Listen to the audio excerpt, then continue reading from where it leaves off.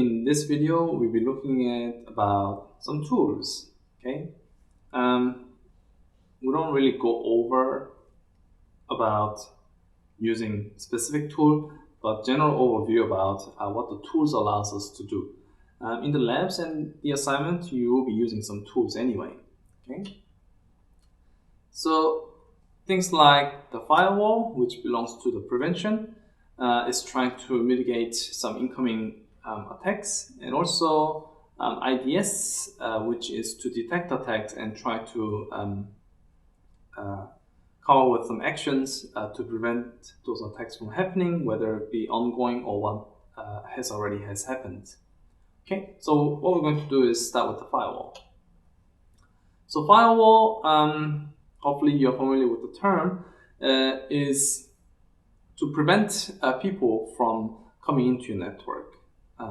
So let's think about a scenario. We have created networks and subnets pretty much everywhere. So you can think about your home network as like your small subset of the network, which gets connected to your ISP, and your ISP will be connected to a bunch of other houses that forms a subnet, things like that. Okay. At the university lab, the lab will be a subset of the whole university system, and then there will be some other labs that are those subsets, subnets, and then those will be connected in different ways.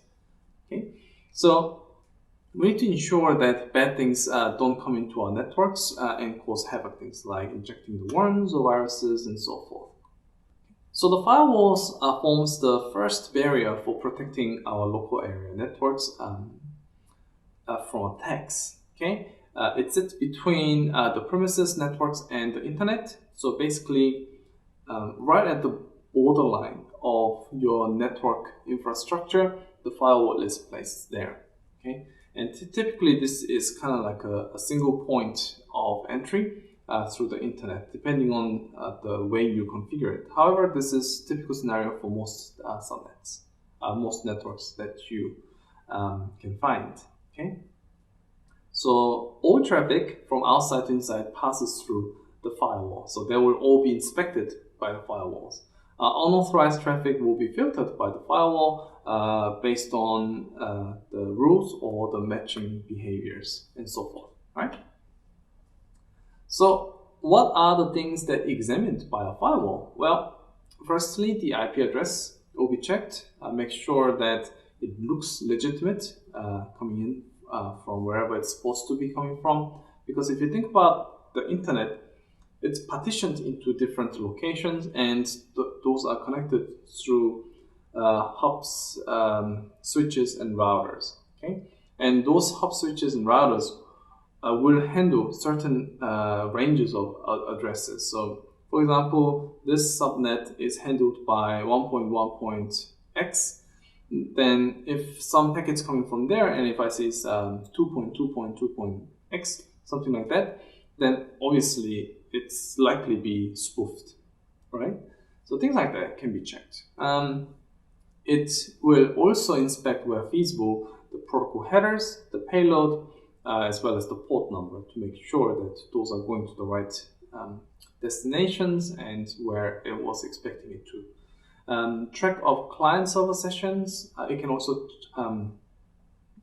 estimate that these are the client and server sessions, to make sure that this can come in once the connection has been established without filtering it out. Application level protocols can also be inspected depending on the capabilities of the firewalls. Okay, so let's have a look. So to enable these, there are different generations of firewalls. So we're going to have a look at those 4 types span over the 3 generations. So starting with the first generation, packet filtering. Okay, so packet filtering is very simple. It defines a set of rules for each IP packet. Okay, and still this can form like a very basic defense against attacks that are trying to masquerade or spoof their IP addresses. Okay, applies the rules to determine the packet is forwarded or dropped, and it will be based on protecting this security parameter. So here, as you can see, the firewall will sit between the internet and your network. Okay. So it works with the filtering mechanism. So basically, we talk about whether you know it's a malicious or not. That's the filtering approach. Whether it behaves malicious or not is the behavioral approach, right? So we're focusing on the first, kind of like the blacklisting, whitelisting approach. Okay, so it incorporates those following fields: the source IP address, the destination, transport level address, IP protocol field, and interfaces. Okay, so a firewall with 3 or more ports, which interface the packet came from or is going to, things like that. Okay, to ensure that it is coming from correct area. Okay, so using those, a list of rules I established using the information. If the incoming or outgoing packet matches one or more of those rules, then that rule is invoked. Okay, and the question is, what happens if there are no matching rules? Okay, well, obviously, you have two choices: either allow them or deny them, right? So it can be, there will always be a default action, which you specify either default discard or default forward. Okay, depending on the way you utilize your network, you will select one, but typically it will be in like a difficult forward to ensure that new connections can be established. But once you have built up a lot of profiles and contain sensitive information, for example, for large organizations, you might want to be setting it as a default discard to ensure that no unknown external packets are coming in.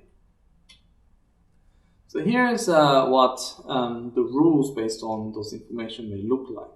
Okay, so we want to allow users to connect to our mailing server via SMTP at port 25.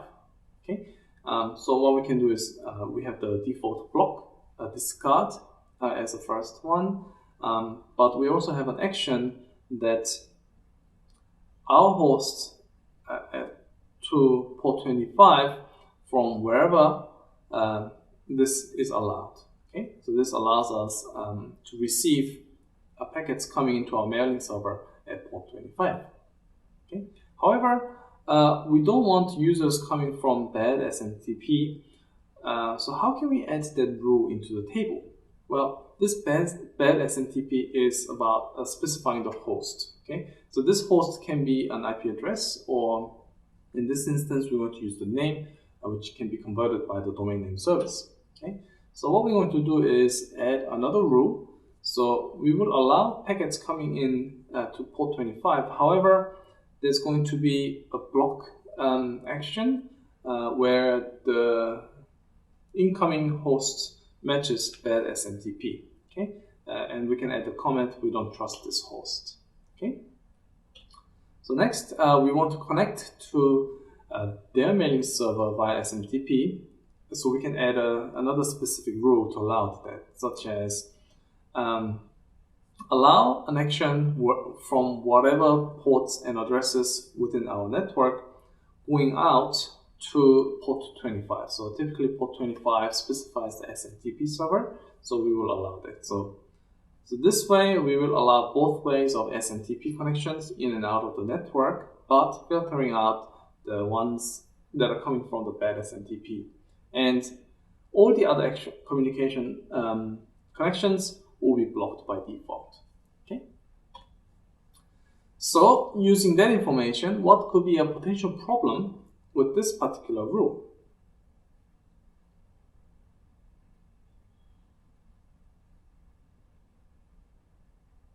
Okay, interesting ideas, but basically the restriction relies only on their port number, which cannot be controlled. Okay, so this what it means is we assume that number 25 will be an SMTP server. However, it doesn't have to. You can always override what the port does. Remember in last few videos when we do the shells, the port number is just specifying what applications are served at which port, right? Therefore, we assume that 25 is an SMTP, but if an attacker configures it to something else, then obviously it's not going to be an SMTP. Okay? So an attacker can use the port to access internal machines, right? So it's going to do some other funny applications running on that port to do that. Okay. So in addition to this, we can add flags into the rules. Okay. So this way we can try to keep some track of some sessions happening between the hosts from the network to the servers outside. Okay. So once the connection is set up, the egg flag of a TCP segment is set to acknowledge segments sent from the other side. So what we can do is add a table line, allowing checking their reply, okay, coming into 25 with an egg.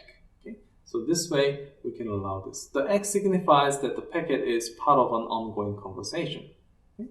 So things like this can be added to customize the rules, but you can see that this can get quite complicated and complex, and that's what people really had to deal with in last couple of decades ago. Okay, and that's why some engineers who knew how to do this were really important. But nowadays we have moved on from that, so we'll have a look at those later. But basically, to summarize the generation 1 packet filtering, the advantages is that it's very simple to set up, and typically transparent to users and are very fast, because whenever it comes through the packet filtering rule, it matches and then goes straight away. And pattern matching obviously is pretty quick nowadays, right? However, because of its simplicity, it does have a lot of disadvantages. Things like cannot prevent attacks at the application layer. It's only looking at network details, like where is it going, where is it coming from, okay? Limited logging capabilities. Because it's looking at only network stuff, it can't really have meaningful logs. No advanced user authentication. Yep, there's no authentication involved in just rule-based filtering. And TCP/IP protocol bugs can be exploited as well, things like IP spoofing. Although it tries to add some mechanisms to it, but still it can be spoofed. So people have moved on from the filtering based into stateful inspection. This means we try to understand a bit more about how those communications are happening in the network to provide better block against attacks. Okay, so generation 1, no examination, set high layer. In generation 2, we try to examine each IP packet in context. That's what we try to do. Okay, so to keep the track of client-server sessions, that to ensure that this is continuing rather than getting disrupted, and check each packet's validity. For example, does it belong to someone? Okay, this does provide a better capabilities to detect bogus packets, some random packets that are flying around into the network, to try to see whether they can find some like open ports and so forth.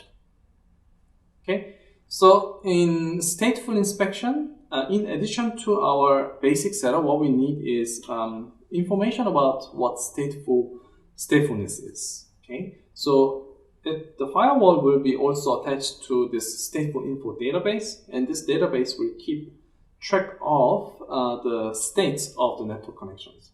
So you can think like the state info database as the memory for the firewall. It can refer to check what is going on with this particular traffic. Okay. So mostly it's the TCP connections that we look at, because it is most widely used protocol. And normally the ports under 1024 are reserved for servers, and client port numbers between 1024 and up to 16,383. Okay, there are few permanent assignments like reserved ports like 2021 for FTP and so forth. However, as we've seen before, those can be overridden if needed. Anyway, if client wants to use port 2048, the firewall must allow incoming traffic to this port, for instance. Okay, the solution is to keep track of the outgoing requests. Okay, let's have a look at that using a diagram. So here is the communication between the client and server looks like. Okay, so the client will send to the server a UDP packet. Basically, it's going to include some informations like source port, source address, destination port, destination address. Okay, so here you can see the ports are well outside the preserved range, so the firewall needs to keep track of that.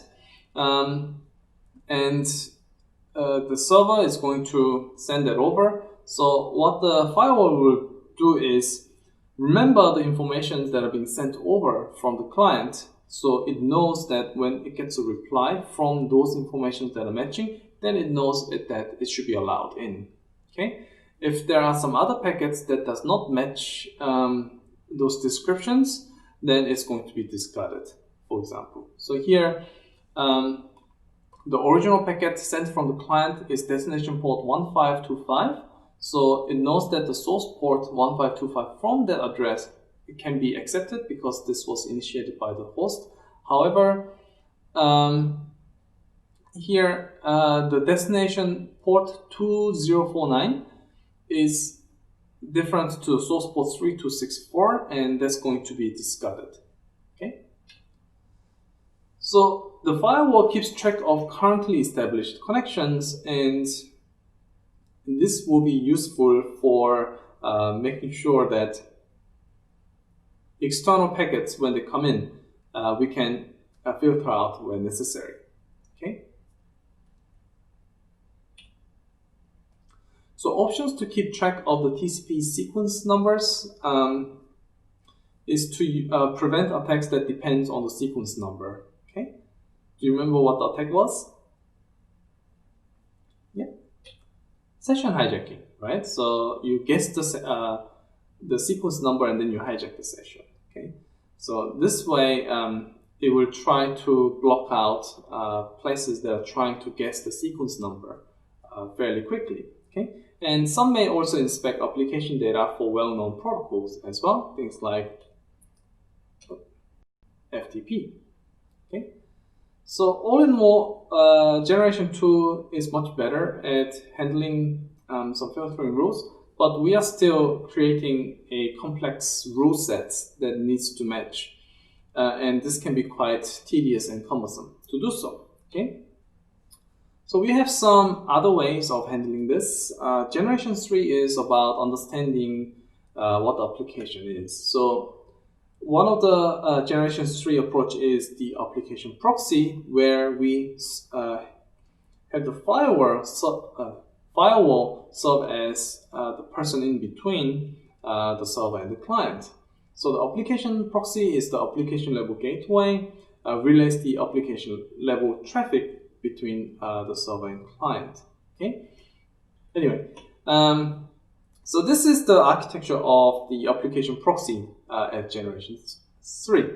Okay. So in a private network, what it does is it's going to have some message to send. Okay, and depending on the protocol it needs to use, the network connection, the firewall is going to set up the proxy for those each protocol. Okay, so this protocol then gets mapped to the proxy. Okay, so the firewall keeps track of the proxy protocols that matches to that. Daemon spawns the proxy when a communication is detected. So this was an SMTP communication. It got detected, so it summons the SMTP proxy, and this proxy message is now sent back to the network connection and to the internet and so forth. So from outside, when they're replying back, it's actually corresponding to the SMTP proxy that's been used by the firewall. So this way, what happens is everything goes through the firewall still the same, but you're still protecting the private network user from being exposed outside. Okay. So what this allows us to do is the firewall can, depending on the applications itself, may be able to inspect a bit more about what kind of applications are being involved here. So if the internet from the outside is trying to pass in some packets that does not match any proxies, that means it can drop them straight away. Okay, but there's another version of the generation 3, which is a circuit level proxy. So this proxy is sitting at the transport layer, and it establishes two TCP connections. So you can think this as like a proxy in the middle, similar to the application, but this one is now handling TCP packets. So it doesn't really go up to the application layer, but it's going to be handled at the TCP layer. Okay, typically used for trusted inside users because it doesn't give us information about the applications, but rather just sits between the networks. We assume that the network users are trusted. Okay, monitors TCP packets, handshaking, and session fulfillment of firewall rules and policies. So this is make sure that things are connected to the correct places,